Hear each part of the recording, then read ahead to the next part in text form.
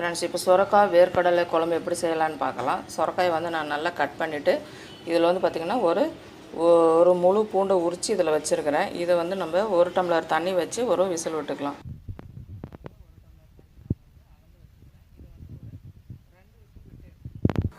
பாருங்கள், வேர்க்கடலை வந்து நான் வறுத்து வச்சுருக்கிறேன். இதை வந்து நைஸாக பொடி பண்ணி எடுத்துக்கலாம். இப்போ வந்து குழம்பு தாளிக்கிறதுக்கு எண்ணெய் ஊற்றிக்கலாம்.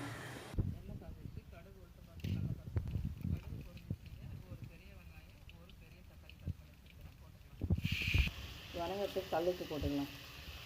பார்த்திங்கன்னா தக்காளி வெங்காயம் நல்லா வணங்கிடுச்சிங்க. மிளகாத்தூள், தனியாத்தூள், கொஞ்சம் மஞ்சள்தூள், கொஞ்சம் பெருங்காய பொடி இது எல்லாமே சேர்த்துக்கலாம். நல்லா கிளறி விட்டுக்கலாம். நம்ம சுரக்காய் வந்து 2 விசில் விட்டு எடுத்துட்டோம். இதை வந்து இதில் போட்டுக்கலாம். வறுத்து கடலை போட்டு வச்சுருக்கிற வேர்க்கடலை வந்து நம்ம இதில் போட்டுக்கலாம். இப்போ மிக்ஸ் பண்ணி வேணுங்கிற அளவுக்கு நம்ம தண்ணி வச்சுக்கலாம். மேலே வந்து கொத்தமல்லி தழையை வந்து போட்டு நல்லா ஒரு 5 நிமிஷம் நல்லா கொதிக்க விட்டுக்கலாம். இங்கே பாருங்கள் ஃப்ரெண்ட்ஸ், வேர்க்கடலை சுரக்காய்